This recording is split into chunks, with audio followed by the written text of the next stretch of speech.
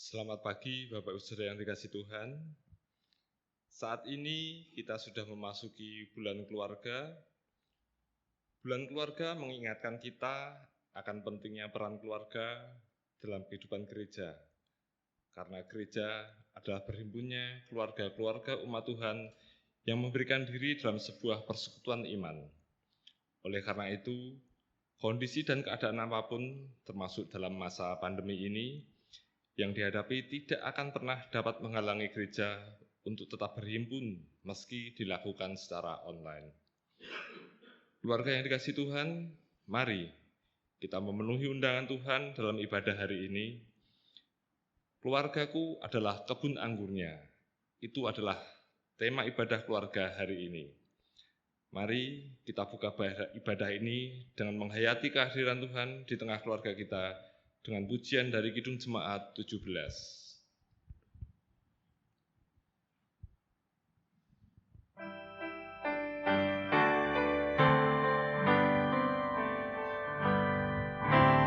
Tuhan Allah hadir pada saat ini, hai sembah sujud di sini, diam dengan hormat, tubuh serta jiwa, tunduklah menghadap Dia.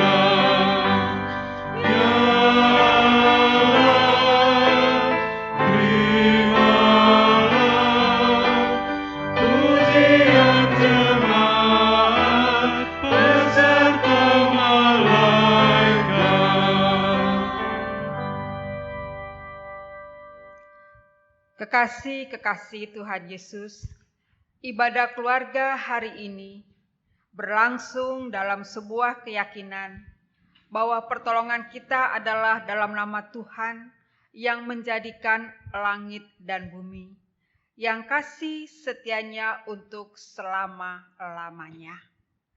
Damai sejahtera Kristus senantiasa hadir di tengah keluarga saudara. Amin. Mari saat ini kita datang kepada Tuhan dalam pengakuan dosa.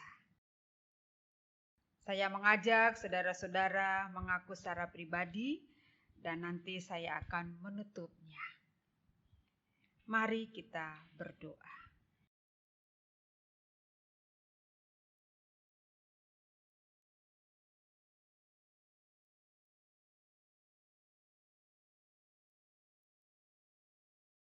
Ya Tuhan, inilah kami dengan segala keberadaan kami, sekaligus keberadaan di mana Engkau melihat segala kelemahan, dosa, kegagalan kami.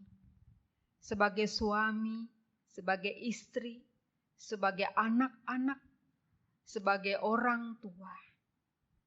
Kami mengakuinya di hadapan Tuhan. Dan kami memohon belas kasihan Tuhan di dalam penebusan dan kasih-Mu yang luar biasa itu.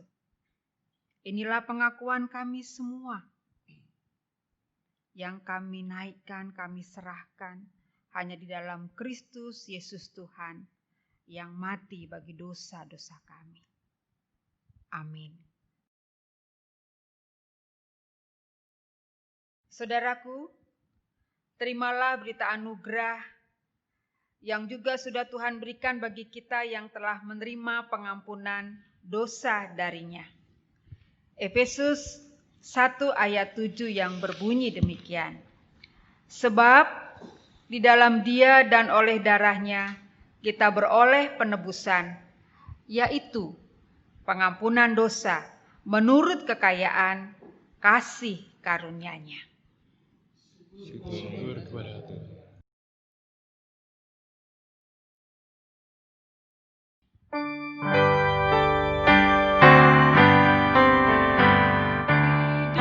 Dalam Kristus bertemu seluruh dunia, terpadu umat penebus di dalam kasih-Nya.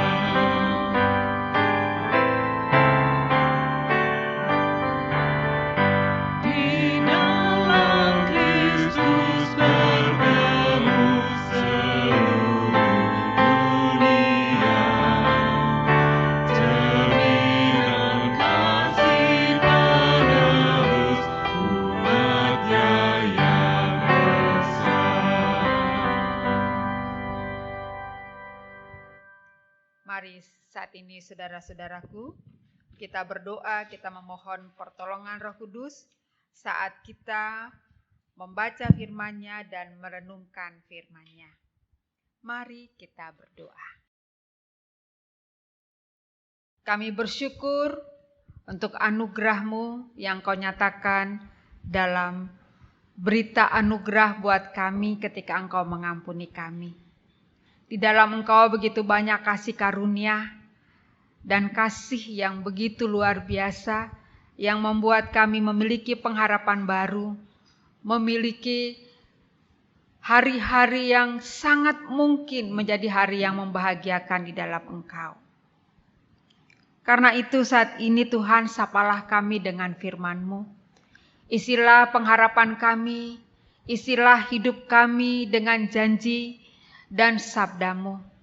Penuhi kami dengan kemampuan dan kelengkapan yang berasal dari Roh Kudus, yang menolong kami memahami kedalaman firman-Mu, yang menolong kami mengerti akan perumpamaan-perumpamaan-Mu, mengerti akan kehendak-kehendak-Mu.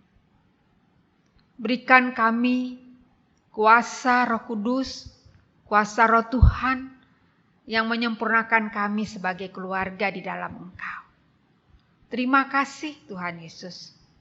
Terpujilah Engkau Sang Firman yang hidup. Amin. Selamat pagi Bapak Ibu dan saudara-saudara sekalian. Tiba bagi kita untuk mendengarkan firman Tuhan. Kami keluarga Pendeta Ferry Susanto akan membacakan bacaan kita di hari ini. Viola akan mewakili keluarga kami untuk membacakan firman Tuhan. Silakan Viola. Matius pasal 21 ayat 33 sampai 46. Dengarkanlah suatu perumpamaan yang lain. Adalah seorang tuan tanah membuka kebun anggur dan menanam pagar sekelilingnya. Ia menggali lubang tempat memeras anggur dan mendirikan menara jaga di dalam kebun itu. Kemudian ia menyewakan kebun itu kepada penggarap-penggarap, lalu berangkat ke negeri lain. Ketika hampir tiba musim petik, ia menyuruh hamba-hambanya pada penggarap-penggarap itu untuk menerima hasil yang menjadi bagiannya. Tetapi penggarap-penggarap itu menangkap hamba-hambanya itu.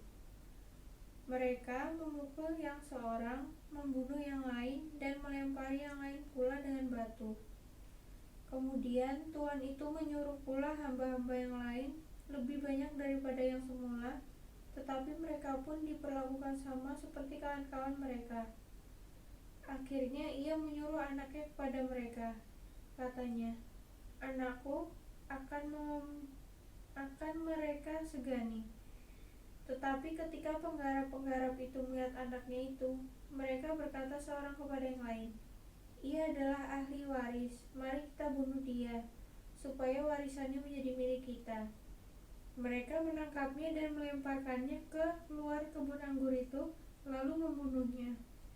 Apabila tuan kebun anggur itu datang, apakah yang akan dilakukan dengan penggarap-penggarap itu?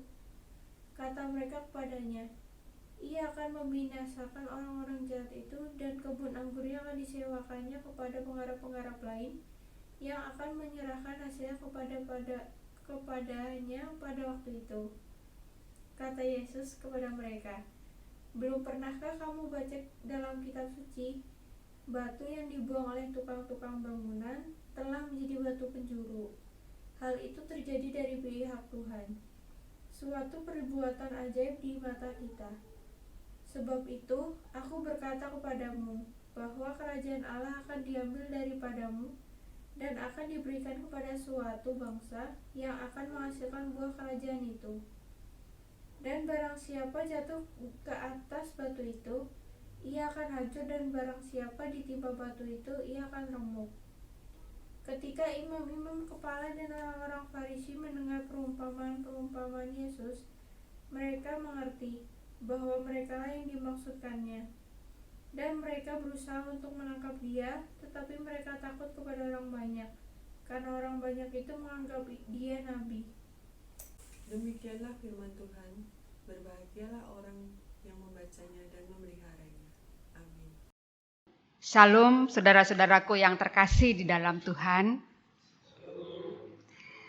Bulan ini adalah bulan keluarga bagi keluarga besar GKI di mana saja. Dan pada hari ini tema bulan keluarga kita diawali dengan tema keluargaku adalah kebun anggurnya. Nah, berbicara soal kebun, kita berbicara soal tanaman, sesuatu yang tumbuh, sesuatu yang hidup, sesuatu yang dapat menghasilkan sesuatu. Lah, kalau sekarang keluargaku adalah kebun anggurnya Allah, berarti apa yang terjadi dengan kebun, apa yang terjadi dengan keluarga, apa yang terjadi dengan hasil keluarga, apa yang terjadi dengan buah-buah dari keluarga. Nah, Matius 21 ayat 33 dan sampai ayat 46 yang sudah dibaca tadi, dari situ adalah perumpamaan yang Yesus sedang bicarakan dengan para imam kepala dan orang-orang Farisi, dan tentunya juga murid-murid Yesus ada di sana.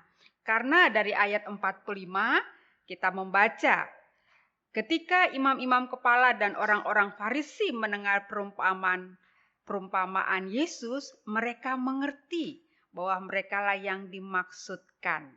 Dan mereka berusaha untuk menangkap dia, tetapi mereka takut kepada orang banyak karena orang banyak itu menganggap dia nabi. Perumpamaan ini diberikan Yesus untuk sebenarnya menjelaskan situasi bangsa yang dipilih Allah secara spesial ini, yaitu orang-orang Yahudi, tapi orang-orang Yahudi ini menolak Mesias dan menolak kerajaan Allah. Ya. Jadi sebenarnya pada perumpamaan ini Tuhan lebih jauh pada bulan keluarga ini menjelaskan kepada kita bahwa kebun anggur yang berbicara di sana ada Allah, ada penggarap-penggarap, ada orang-orang yang teraniaya, ada orang-orang yang terluka. Nah, mari kita lihat apa yang terjadi dengan perumpamaan ini. Ya. Matius 21 ayat 33 sampai 46. Pemilik kebun anggur adalah Allah. Ya. Israel adalah penggarap-penggarap kebun anggur. Dan di sana ketika saudara bertemu dengan hamba-hamba yang diutus sampai 2 kali tapi teraniaya, itu adalah utusan Allah atau yang kita ketahui para nabi. Kemudian anak pemilik kebun anggur adalah Yesus. Dan kalau di sana dibicarakan ada hasil kebun, nah hasil kebun adalah hasil dari hidup orang-orang percaya, yaitu kasih, ketaatan, penyembahan, pelayanan, sesuatu yang bisa dihasilkan dari kehidupan setiap orang percaya. Nah, saudara-saudaraku,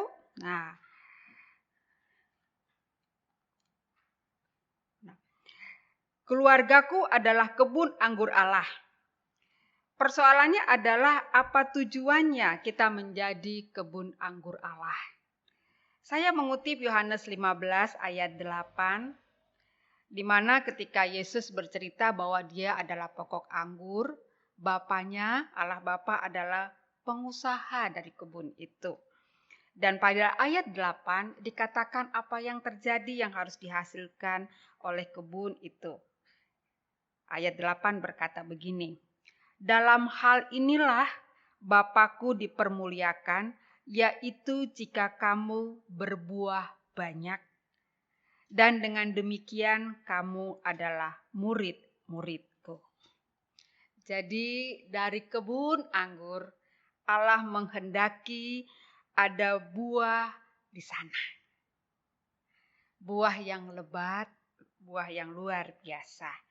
Nah, sekarang pertanyaannya di bulan keluarga, kalau saya dan saudara adalah kebun anggur Allah, apakah di keluarga kita Allah menemukan buah-buah itu?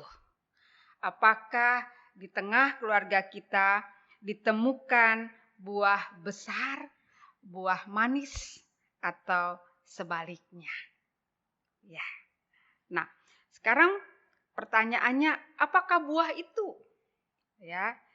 Buah adalah pikiran dan sikap tindakan yang memuliakan Allah. Karena tadi diharapkan bahwa buah itu adalah segala sesuatu yang lahir dari pikiran kita, tindakan-tindakan kita, kata-kata kita, dan sebagainya. Dan di sana menghasilkan kemuliaan bagi Allah. Melahirkan hormat akan Allah, melahirkan kesaksian akan Allah, dan itu menjadi kabar baik. Buah adalah kabar baik yang muncul dari hidup kita dan berakhir pada hormat dan kemuliaan bagi Allah. Jadi kalau keluarga adalah kebun anggur Allah, berarti di sana akan muncul kemuliaan demi kemuliaan bagi nama Allah. Nah, apakah kita keluarga-keluarga sudah melakukan itu? Nah, persoalannya kalau berbicara soal kebun, pertanyaan berikut adalah apa yang terjadi dengan kebun anggur itu? Kalau saudara melihat di slide saya, itu ada kebun anggur yang udah kering kerontang, rusak, tapi di sebelahnya ada kebun anggur yang begitu hijau dan menarik hati. Kira-kira kalau pertanyaannya begitu, kita di hidup ini terlihat seperti kebun anggur yang mana? Yang kena badai atau kebun anggur yang sangat rimbun, menarik, buahnya gantung-gantung, lebat, sangat banyak sekali. Saya juga ngiler lihat gambarnya. Anggurnya begitu banyak, begitu besar-besar rangkaian dari untayan anggurnya. Apa yang terjadi dengan keluarga kita sebagai kebun anggur Tuhan? Buahnya banyak atau pohonnya kering, kerontang? Ya. Nah, terus pertanyaan berikut adalah bagaimana dengan hasil buahnya? Ada catatan di sana. Ada asam, manis, atau kecil, atau besar. Sehingga kita bisa berpikir dan bertanya dan harus menjawab di dalam bulan keluarga ini. Apakah pikiran dan tindakan saya seperti buah yang asam atau buah yang manis? Atau apakah perbuatan dan pikiran saya memunculkan buah-buah yang besar atau yang kecil? Dan yang paling mengerikan adalah kalau kita mulai mengevaluasi diri, ternyata dari kebun anggur itu muncul buah-buah udah kecil, asem, berulat pula. Ya. Ngeri kali. Ya. Jadi apa yang terjadi dengan buah-buah di dalam keluarga kita jika ternyata buah itu adalah hasil dari pikiran, tindakan, perkataan yang seharusnya memuliakan Tuhan atau menghancurkan nama Tuhan. Ya. Saya sepertinya tak perlu merinci begitu ya. Nanti kalau di PA saudara di GKI Gondomanan itu boleh dirinci satu persatu. Pikiran, perkataan yang asem, ya, yang gak enak, menyakitkan, atau perkataan-perkataan yang membuat nama Tuhan dipermuliakan. Ya. Saudara-saudaraku, pada kesempatan seperti ini di bulan keluarga, saya ingin mengajak Bapak, Ibu, anak-anak untuk melihat, mengevaluasi, ya. Apakah ketika Allah menggarap pokok anggurnya, apakah saudara merespon apa yang Tuhan karuniakan bagi kita? Apakah itu yang pertama?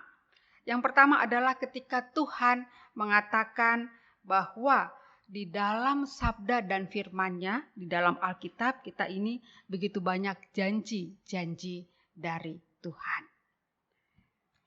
Yang mungkin kita sudah begitu hafal, Yohanes 3 ayat 16. Karena begitu besar kasih Allah akan dunia ini.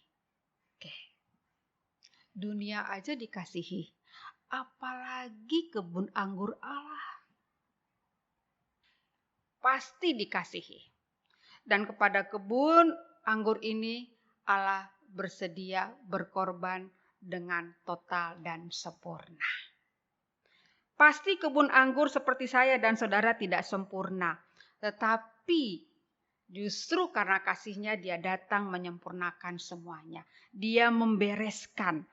Dia pengorbanan Tuhan di Golgota, saya melihat itu bagian bagaimana Tuhan ingin merehab kita sebenarnya. Dia membuat segala sesuatunya bisa menjadi indah seperti yang Tuhan harapkan.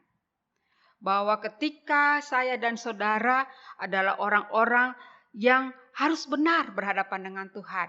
Kita nggak bisa membenarkan diri sendiri, dia datang dengan penebusannya. Disitulah pembenaran itu terjadi. Seandainya satu tumbuhan, peristiwa itu adalah ketika Tuhan membersihkan kotoran, membersihkan ulat-ulat. Dosa-dosa kita tuh kotoran, sampah. Kejahatan-kejahatan kita tuh seperti serangga hama yang menggerogoti kehidupan anggur ini. Tapi Tuhan datang. Bapakku pengusahanya. Tuhan membersihkan, mengusahakan kebun itu menjadi kebun kesukaannya. Kebun yang membuat Tuhan begitu bersukacita. Jadi begini Bapak Ibu, ketika Tuhan sudah melakukan begitu total dan sempurna untuk kebun anggur ini menjadi baik, untuk hidup saya dan saudara menjadi baik dan benar, maka di bulan keluarga ini menjadi kesempatan Bapak Ibu mengevaluasi diri, suami istri mengevaluasi diri, fokusnya kemana, perhatiannya kemana. Apakah kalau dulu udah males berdoa, mari sekarang kita mulai dengan rajin berdoa. Bukan sendiri-sendiri lagi, tapi keluarga, baca firman. Karena apa? Karena disitulah sebenarnya Allah punya kesempatan memberi pupuk dan nutrisi bagi kita sebagai kebun anggurnya. Sebab tanaman harus dikasih pupuk. Harus dikasih nutrisi. Saya nggak pinter masak Bapak Ibu, jadi ketika semua orang berjualan kuliner, saya bengong. Wong di rumah saya 2 perempuan, saya dan Lisa. Kalau saya masak, itu mesti enggak habis. Tapi kalau Lisa masak, semua habis dalam 1 kali makan. Dan mereka mengakui, masakan Mama ndak enak, enakan masakan Lisa, masakan Mbak Yunya. Saya harus mengakui. Jadi saya ngapain sibuk-sibuk mau belajar masak, ya sudah. Tapi ada satu hal, saya punya kelebihan dalam tanaman. Orang bilang tangan saya dingin. Dan saya periksa, ternyata aglonema itu kalau dipotong mau banyak, diolesin di akarnya apa. Ini, disemprot ini. Belajar bikin pupuk dari kulit bawang, dari temen. Keren bener. Itu yang terjadi. Jadi saya bayangkan ketika Allah merawat kebun anggurnya, Allah juga memikirkan semua itu gimana supaya kita menjadi pokok anggur yang ranting-rantingnya menghasilkan buah yang sangat baik. Bukan yang asem, kecil-kecil, berulat, tetapi gede-gede, manis-manis, enak rasanya.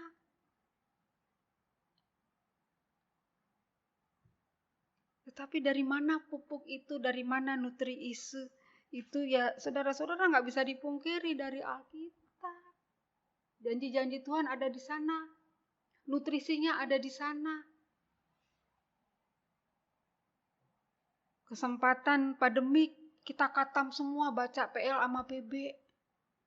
Uang PL di grup saya 3 pasal mah cuman nggak sampai 3 bulan, cuman 80 hari selesai. PL 300 hari sih, lumayan banyak. Tapi ada grup, sekarang saya pegang 7 grup. Ketika satu orang ikut di grup ini, di Palangkaraya itu sudah ada 3. Gara-gara satu ibu ketua lansia dia ngomong sama pendetanya, Pak Pendeta tolong bikin kayak begini supaya grup persekutuan lansia kita semua sebelum mati khatam baca Alkitab, PLPB. Nanti kalau ketemu Musa di surga nggak tahu cerita laut Abraham terbelah 2, nggak tahu cerita Nuh. Masa mau ngobrol ekonomi pandemik, alah nggak laku lah cerita itu. Nabi Musa nggak kenal cerita itu, COVID-19. Kalau matinya gara-gara itu. Tapi mungkin cerita penciptaan, cerita Abraham, kalau ketemu sama Abraham.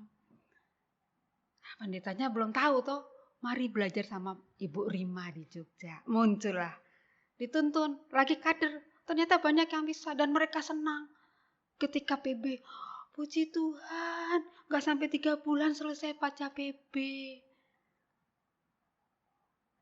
Senang sekali. Bahkan lanjut lagi putaran berikut sampai akhirnya mereka berjanji akan mengalahkan Ahok. Yang katanya sudah 25 kali baca Alkitab. Mari. Saya bilang mari Jo kita kasih kalah. Kita bikin itu. Sebelum meninggal 50 kali baca Alkitab. Ya.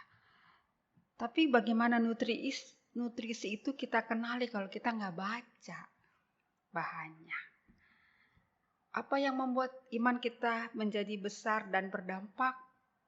Ya firman Tuhan. Ya tuh, karena ketika kita berjumpa dengan firman, berarti kita berjumpa dengan Allah.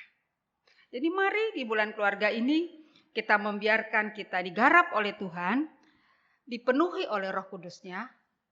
Mari kita memberi kesempatan setiap ranting yang tidak berbuah itu dipotong. Dosa-dosa dipotong, hal-hal yang tidak perlu dilakukan di masa pandemi khususnya dipotong, tetapi beri kesempatan tunas-tunas baru muncul, peluang-peluang baru muncul, dan Tuhan akan memperlengkapi di sana. Itu harus menjadi iman, karena kita jangan lupa keluarga dan diriku adalah kebun anggur Tuhan.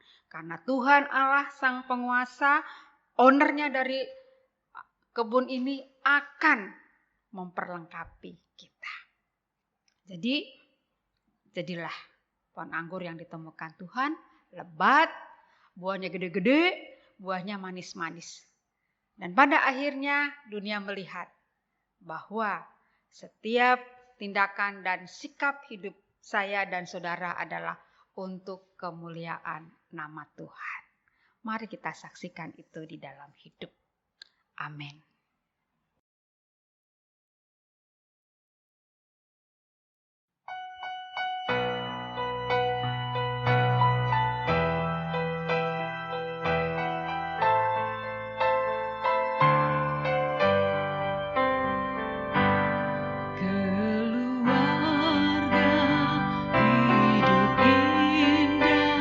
Bila Tuhan di dalamnya.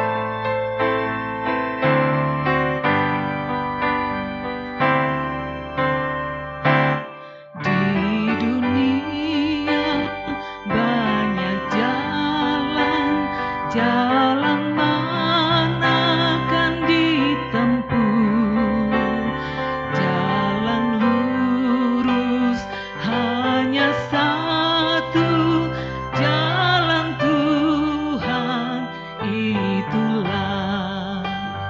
Terima kasih padamu Tuhan, Kau bimbing kami selamanya.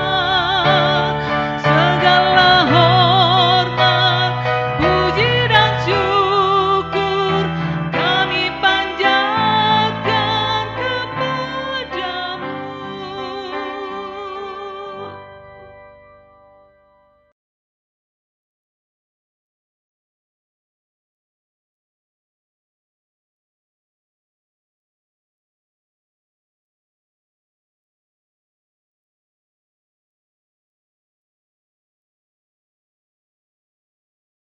Jemaat Tuhan yang terkasih, marilah kita bangkit berdiri.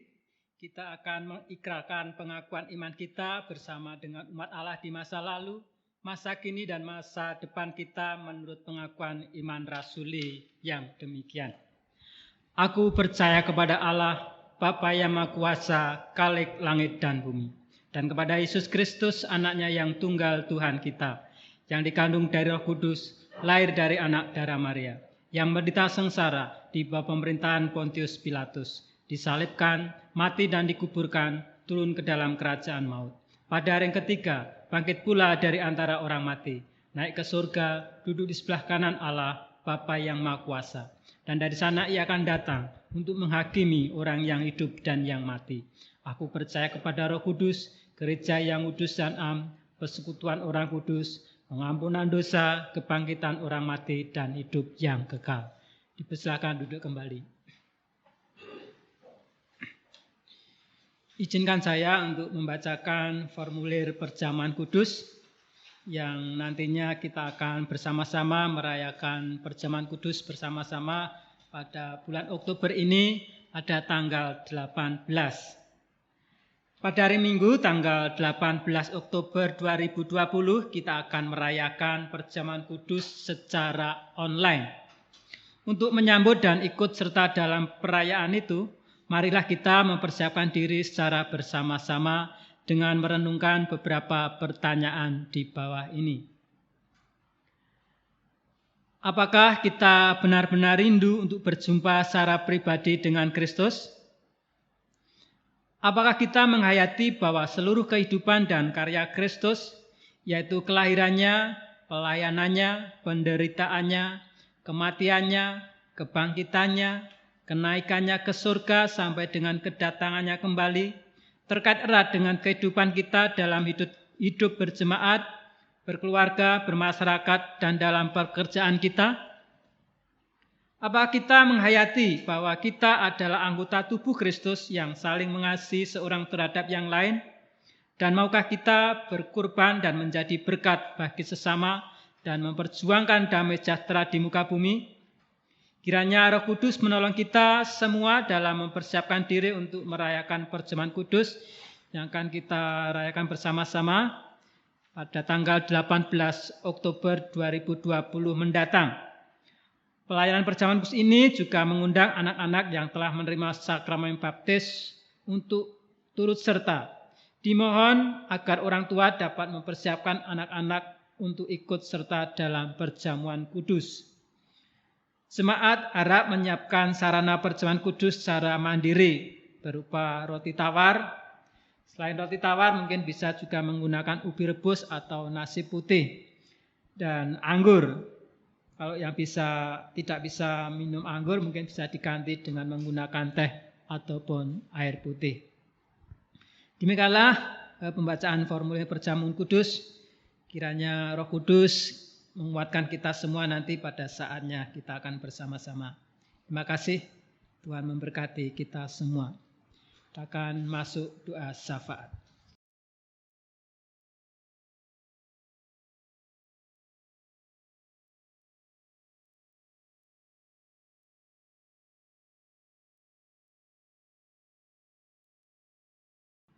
Ya Tuhan, saat ini kami bersyukur karena Tuhan adalah Tuhan yang memelihara kami, Tuhan yang memperhatikan kami, sebagaimana seorang pemilik kebun anggur yang merawat kebun anggurnya hingga menghasilkan buah-buah yang baik. Demikian juga kami, selaku orang tua, selaku anak-anak, adalah bagian dari kebun anggur Tuhan yang seharusnya memberikan hasil yang baik, karena Engkau sendiri yang memelihara dan merawat kami. Maka, biarlah jika hari ini kami berdoa membawa pergumulan kami. Mampukan kami selaku orang tua untuk merawat dan memperhatikan anak-anak kami, sehingga kami menjadi teladan bagi anak-anak, sehingga kami memberikan dampak yang positif bagi perkembangan mereka. Selaku anak, kami juga dimampukan Tuhan untuk menjadi anak-anak yang mengasihi orang tua kami di dalam Tuhan, agar kami tidak membuat orang tua kami kecewa dan sedih. Mampukanlah kami Tuhan untuk mengemban tugas belajar kami dengan baik, sehingga dapat memberikan hasil yang baik pula. Kami juga mengingat saudara-saudara kami, keluarga-keluarga lain yang sedang bergumul dalam sakit penyakit yang mereka alami. Berikan kekuatan dan pemulihan pada mereka Tuhan, dan kami juga mengingat mereka yang bergumul dalam pekerjaan. Tuhan, kami membawa persembahan kasih jemaat-Mu yang telah diberikan untuk menunjang pelayanan di gerejamu ini. Berkatilah agar menjadi berkat bagi dunia ini, Engkau yang memakai kami, Jemaat GKI Gondomanan, untuk menjadi berkat. Sebagai bagian dari negeri Indonesia ini, kami bawakan juga pergumulan negeri kami pada Tuhan. Pimpinlah para pemimpin negeri kami ini, berikanlah hikmat kepada mereka, agar dapat menjalankan pemerintahan ini dengan baik dan benar. Demikian doa kami ya Tuhan, kami bawa dalam nama Tuhan Yesus. Amin.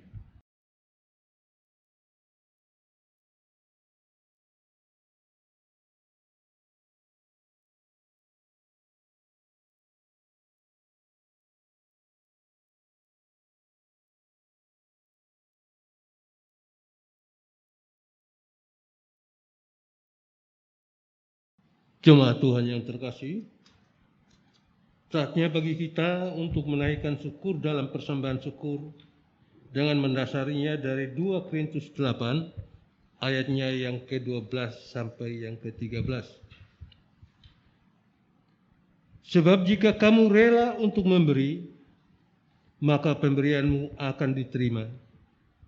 Kalau pemberianmu itu berdasarkan apa yang ada padamu, bukan berdasarkan apa yang tidak ada padamu.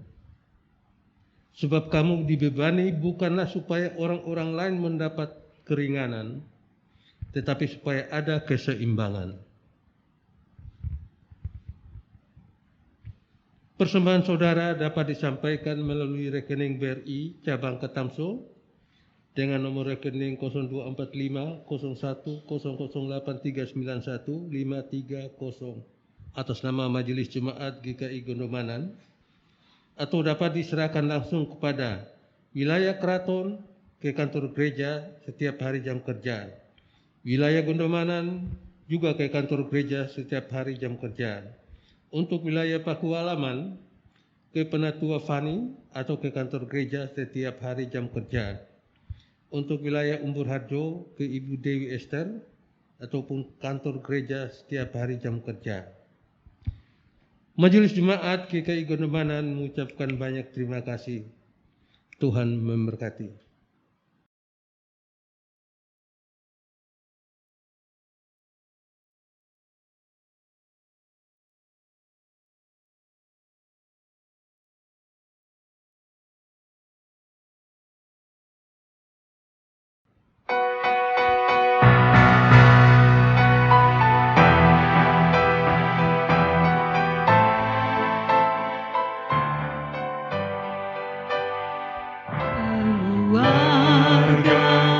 hidup indah bila Tuhan pemimpinnya dalam suka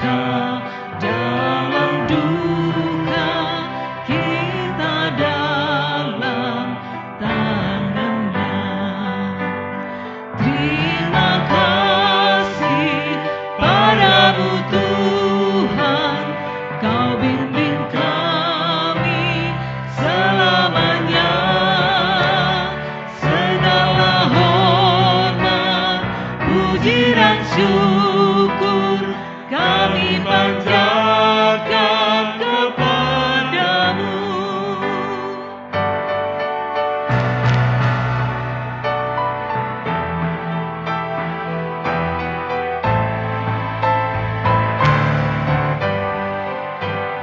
Ya Roh Kudus, bimbing kami agar selalu bersamamu.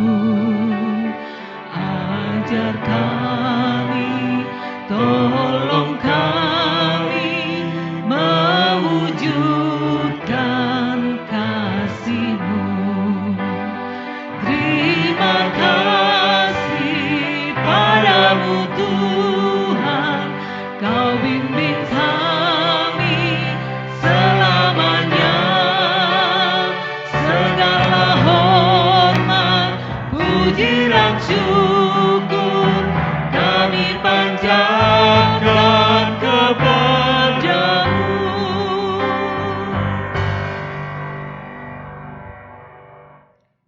Keluarga yang Tuhan kasihi, persembahkanlah dan berikanlah buah-buah dari iman, kasih dan pelayananmu. Berikanlah dan serahkanlah bagi kemuliaan nama Allah. Berserahlah dan terimalah berkat Tuhan. Kiranya Allah sumber pengharapan memenuhi saudara dengan segala sukacita dan damai sejahtera dalam iman saudara, supaya oleh kekuatan Roh Kudus berlimpah dalam segala pengharapan. Haleluya. Amin.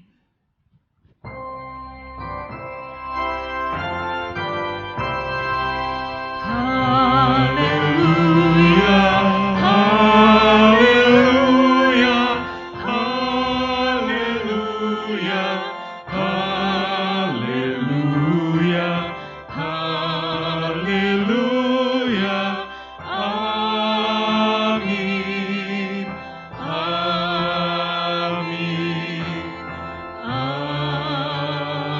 amin.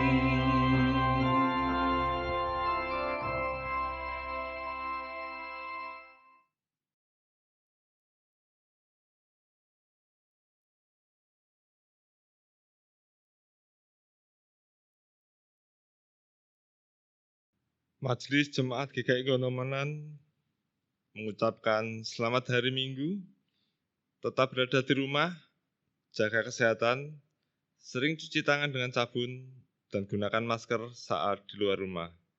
Tuhan Yesus memberkati. Amin.